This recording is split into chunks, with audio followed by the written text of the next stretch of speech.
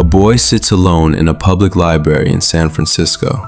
It's quiet, too quiet. He's using a laptop that doesn't belong to him. He's surrounded by strangers who have no idea who he is. His laptop was open, his hands were calm, and on that screen was the control panel of the most illegal business the internet had ever seen. A website where you can buy almost anything: drugs, fake documents, hacking tools, all without ever meeting another human being. And right now, he thinks he's safe. He's not, because a few tables away, FBI agents are already moving. But to understand how a single man ended up here, in a library, about to lose everything, we have to go back to a time when the idea itself sounded almost innocent. In the early 2010s, the internet still felt young. Facebook was still fun. Instagram didn't exist yet. Bitcoin was worth almost nothing. Most people believed the internet was fully explored, mapped, indexed, understood. It wasn't. Beneath the websites everyone used every day, there was another layer, a part of the internet you couldn't reach by accident. You needed special software. You needed to know where you were going. This hidden layer became known as the dark web,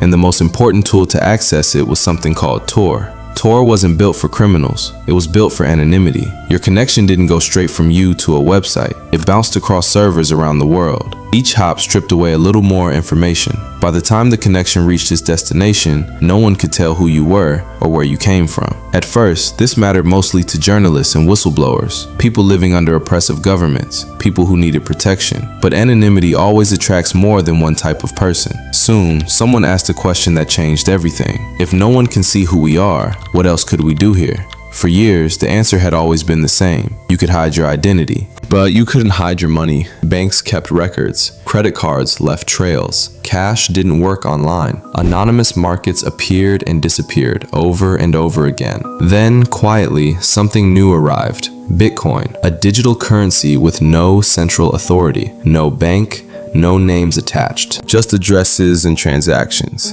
It wasn't truly anonymous, but it was close enough. For the first time, the internet had private money, and one person immediately understood what that meant. Ross Ulbricht, born on March 27, 1984. He wasn't loud, he wasn't reckless. He grew up in a stable middle-class family in Texas. He was polite, thoughtful, intelligent. He studied physics, then economics. Ross believed deeply in freedom.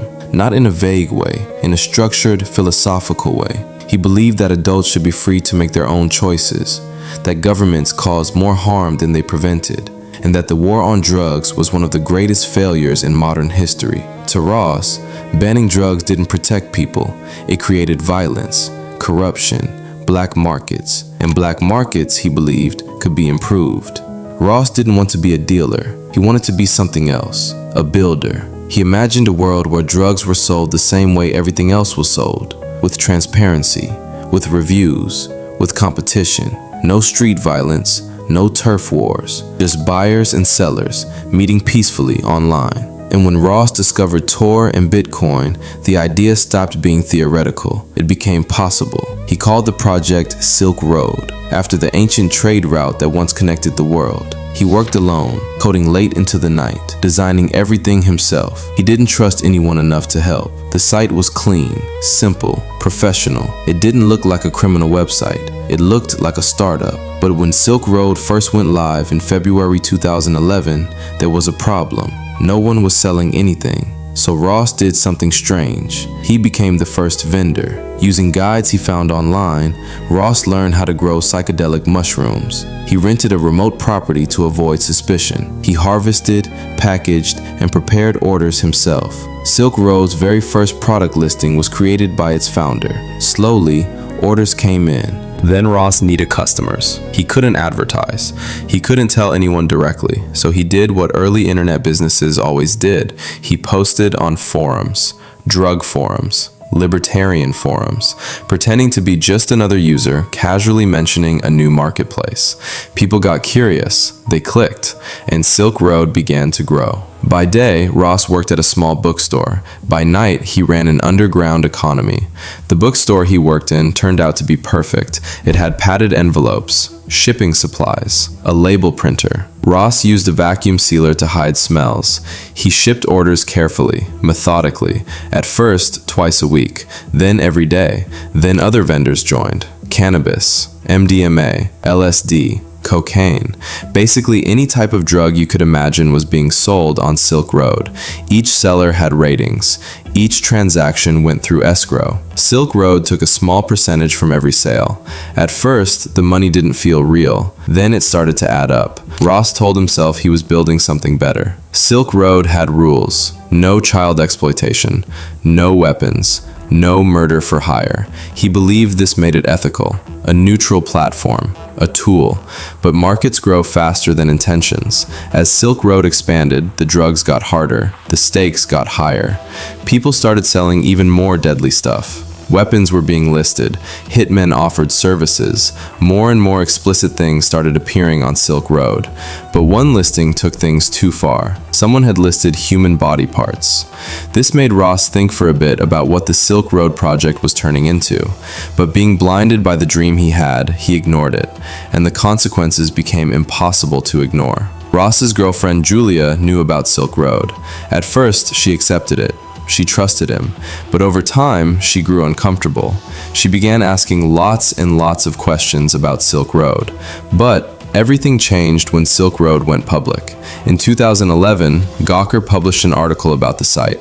Other outlets followed. Traffic exploded overnight. So did attention from law enforcement. The FBI, the DEA, Homeland Security. Undercover agents created accounts. Packages were intercepted. Bitcoin flows were analyzed. But Silk Road was difficult to touch. Tor hid the servers, Bitcoin hid the money, and Ross hid behind layers of encryption and aliases. For a while, it worked. Then came the first crack. Julia told a friend. The friend promised to stay quiet. She didn't. One morning, Ross logged into Facebook. There was a post on his wall, public. It mentioned his name, and drugs, and the internet. Ross panicked. He deleted it instantly, begged her to remove it.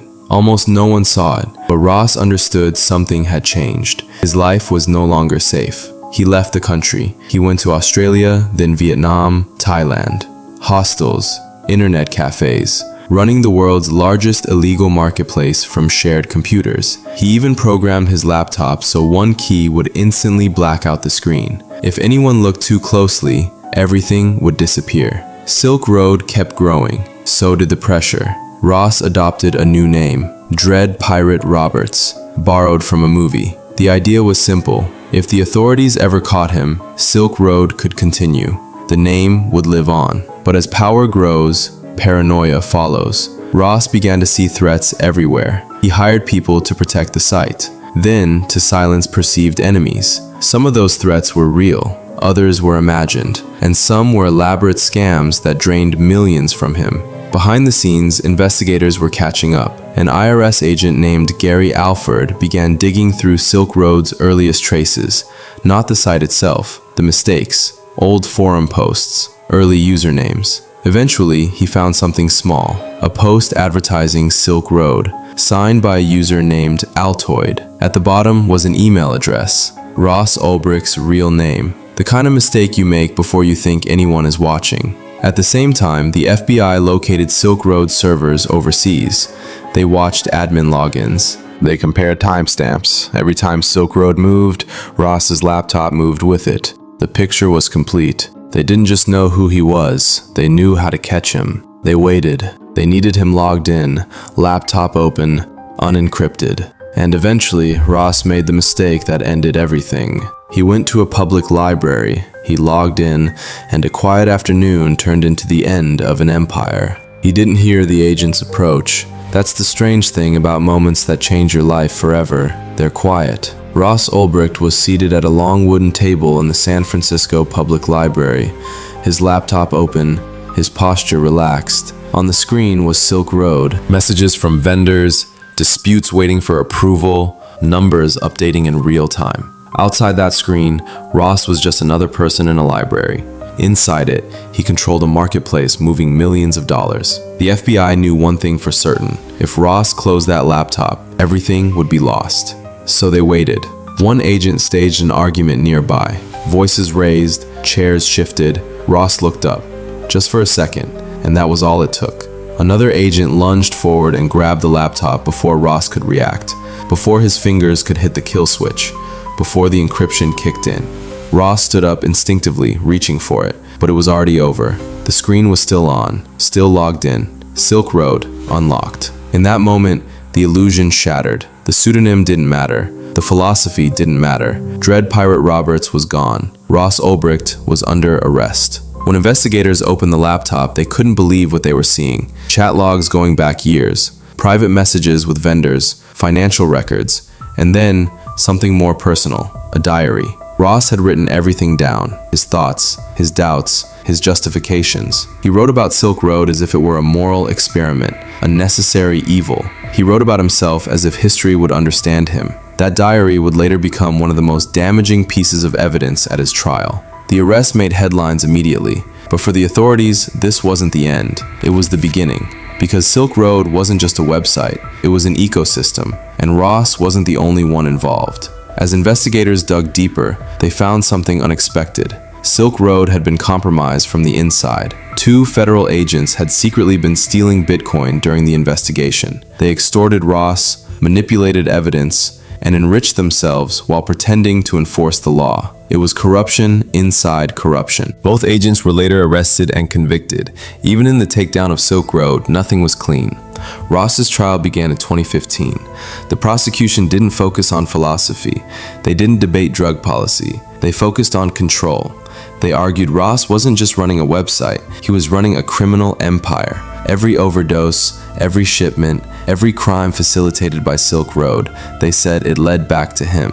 Ross's defense argued something different, that he created a platform, not a cartel, that he never touched drugs himself, that Silk Road reduced violence. The jury didn't agree. Ross was found guilty on all counts: drug trafficking, money laundering, computer hacking. The sentence stunned even seasoned observers: 2 life sentences, plus 40 years with no option for parole. Ross Ulbricht was 31 years old at the time.